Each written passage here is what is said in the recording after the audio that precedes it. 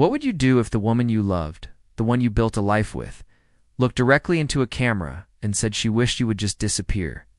The glowing screen of my phone at 2 a.m. illuminated her face, not in the soft light of our bedroom, but in the harsh, sterile glow of a hotel room. Her voice, usually so sweet, was laced with a venom I'd never heard. Directed at me, the man sleeping soundly just miles away. Beside her, a hand, not mine, reached out to stroke her hair. My world, once a solid, comforting structure, began to fracture. Piece by agonizing piece, into an abyss of betrayal and a chilling mystery I was desperate to unravel. If you genuinely enjoy our stories, please subscribe to the channel. Tell us where you're from, what time it is right now. It's always fascinating to know how far our story flows. It started subtly, a shift in the air, like a storm brewing far off on the horizon. Sarah, my wife of 10 years, began working late more often, her phone always face down, always on silent. I dismissed it as the pressures of her new role at Sterling & Finch in downtown Chicago, a demanding marketing position she'd fought hard for. I was proud of her, even if it meant lonely dinners and quiet evenings in our Lincoln Park brownstone. But the loneliness began to feel less like a consequence of ambition and more like a deliberate distance. The first real crack appeared when I found a receipt for a high-end steakhouse, the prime cut on Michigan Avenue, tucked into her purse. It was dated a Tuesday, a night she'd claimed to be at a mandatory team dinner that ran late. The receipt was for two, and the wine selection was far too expensive for a casual work meal. My stomach churned, a cold dread seeping into my bones. I tried to rationalize it, but the image of her laughing across a table from someone else, someone who wasn't me, began to haunt my thoughts. Then came the texts. A quick glance at her phone, left unlocked on the counter one morning, revealed a string of messages from a contact simply saved as Alex S. The messages were innocuous enough on their own. Great presentation today. Coffee tomorrow? But the frequency, the casual intimacy felt wrong. My heart pounded a frantic rhythm against my ribs. I didn't snoop further, not yet. I was loyal, perhaps foolishly so, and the idea of confronting her without concrete proof felt like an accusation I couldn't take back. Sarah, meanwhile, grew colder, her eyes often distant, her touch fleeting. Our conversations became transactional, devoid of the warmth and shared laughter that once defined us. She'd snap at me for minor things, accuse me of being clingy, of not understanding her stress. She became a master manipulator, twisting my concerns into criticisms, making me feel like the problem.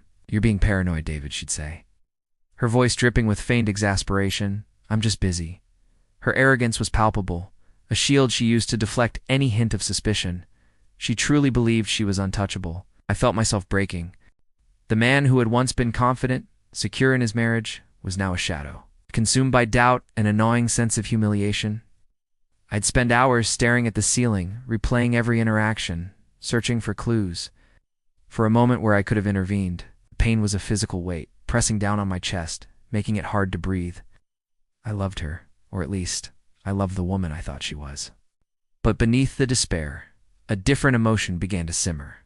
A cold, calculated resolve. If she wanted to play games, I would play them better. I started gathering proof, meticulously, silently. I installed a small, discreet camera in her car, another in her home office. I hired a private investigator, a quiet man named Frank, from a firm in downtown Los Angeles, to track her movements when she traveled for work. The evidence piled up: hotel bookings under false names, photographs of her and Alex as a smug, corporate type with a too-wide smile holding hands in Miami Beach, lingering kisses in a Dallas parking garage, and then the video. The one where she wished I would just disappear. It was from a hidden camera I'd placed in a hotel room, a desperate last-ditch effort. The audio was clear, damning. With the proof in hand, I began to set my traps. I consulted with a sharp divorce attorney, Ms. Eleanor Vance, whose office overlooked the bustling streets of New York City. She outlined the legal avenues, the financial implications, the public relations nightmare Sarah was about to face. I also started subtly leaking information to a few key people in Sarah's professional circle. Anonymous tips about unprofessional conduct and ethical breaches. I wanted her reputation, both personal and professional, to crumble.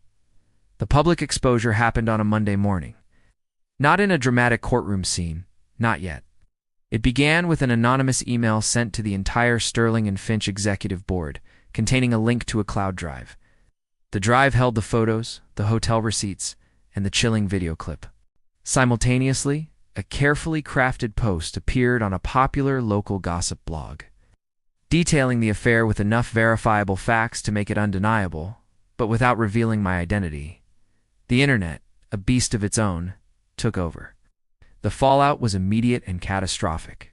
Sarah was suspended from Sterling and Finch within hours, pending an internal investigation. Her carefully constructed image as a rising star, a dedicated professional, shattered. The divorce papers, served that afternoon, included the video as key evidence, ensuring not only a favorable financial outcome for me, but also a public record of her infidelity. Her friends, once so numerous, evaporated. Her family, mortified, distanced themselves.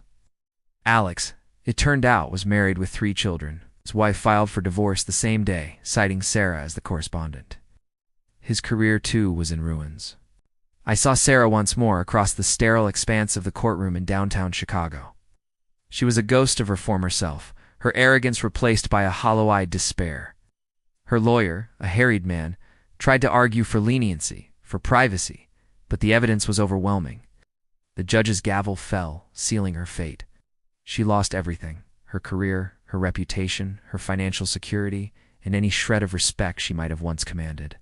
She was emotionally, socially, and legally destroyed.